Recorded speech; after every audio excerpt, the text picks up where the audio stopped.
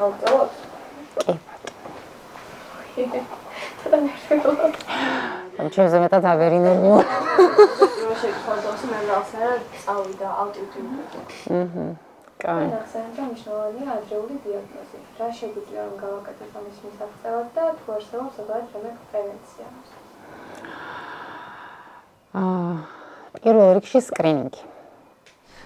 ხუთი ყველაზე მეტად გავრცელებული სიმსივნე მამაკაცებში და ქალებში საქართველოში. კოვიდის პერიოდში ყველა ვიცით რომ კატეკლევა ხშირად ტარდებოდა, ფაქტიურად ყოველ პაციენტს ტარდებოდა.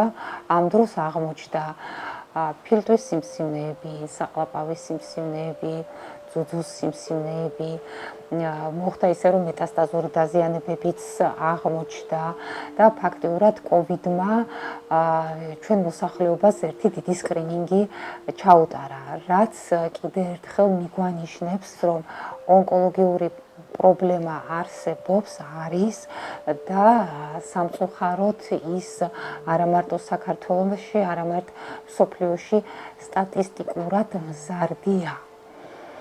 ამიტომ სკრინინგი ძალიან აუცილებელია.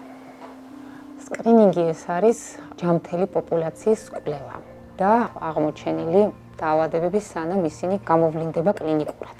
ნახეთ, ძუძუს სკრინინგი არის, ითვალისწინებს მამოგრაფიას და მამოლოგის გასინჯვას. მაქსიმუმ ყველაფრიანად 30 წუთი ალბათ საკმარისი იქნება. ესე მიჭირს მაგალითად თქვა რომ მან დამაიცა 20 წლიდან იარეთ სკრინინგზე ან 30 წლიდან იარეთ სკრინინგზე, ესე არა, მაგრამ თუ განსაკუთრებით ოჯახში ესე ვთქვათ მაღალი რისკი გვაქვს, აი უკვე ნელ-ნელა ესე ვთქვათ ვიკეთოთ ყოველწლიურად ეს მარტივი კვლევები, რომელიც ადვილი ხელმისაწვდომია ფინანსურათაც და დროის მხრიდანაც.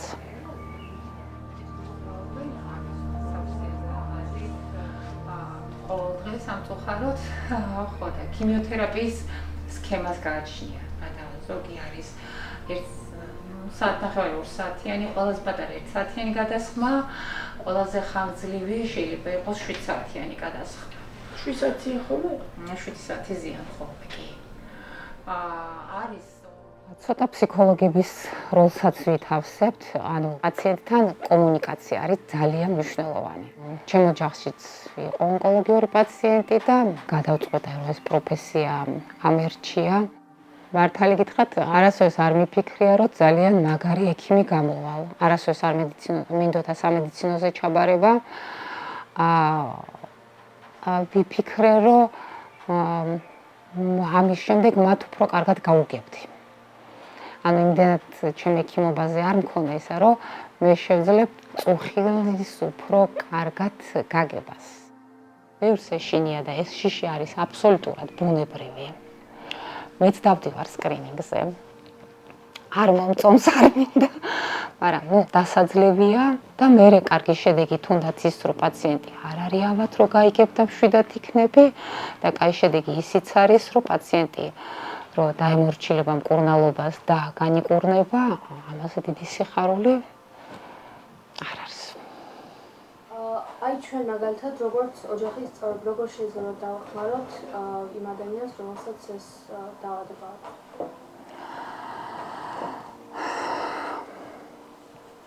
ну პირველ რიგში ოჯახში უნდა იყოს მაქსიმალური სიმშვიდე, არ უნდა იყოს ზედმეტი ფორიაქი, არ უნდა ვაგრძნობინოთ ოჯახში ზედმეტად, რომ ის პაციენტია და მძიმესენით არის დაუშვათ დაავადებული, იმიტომ რომ ჩვენთან მოდიან პაციენტები და მერე მიდიან სამსახურში. ჩვეულებრივი ამბავია, თუ პაციენტს არ აქვს მკურნალობით გამოწვეული სერიოზული გვერდითი მოვლენა, რის გამოც დაუშვათ ის ვერ მიდის სამსახურში, წერილები გვყავს, რომელიც აგრძელებენ წერას, მუსიკას წერენ მუსიკოსები. ჩვეულებრივი ცხოვრებისეული რუტინა უნდა გაგრძელდეს. თავისი გართობით, კარგი ამბებით, ცუდი ამბებით და ყველაფრით.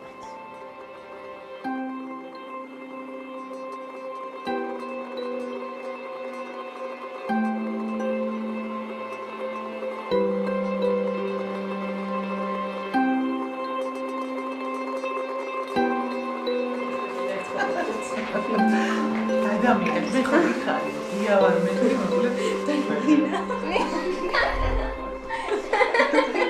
გადაიღე.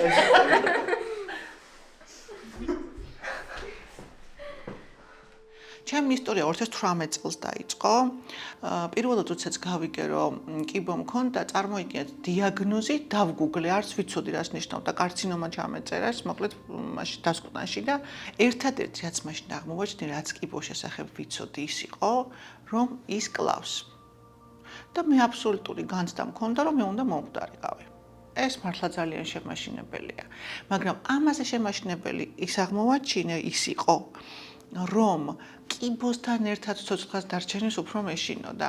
იმიტომ საერთოდ ვერ წარმომედგინა, როგორ შეიძლება ქონოდა კიბო და როგორ შეიძლება კიბოს დიაგნოზთან ერთად ყოფილიყავი მაგალითად ხიარული, ძლიერი, შემოქმედებითი, რაღაცა უნარის მქონე.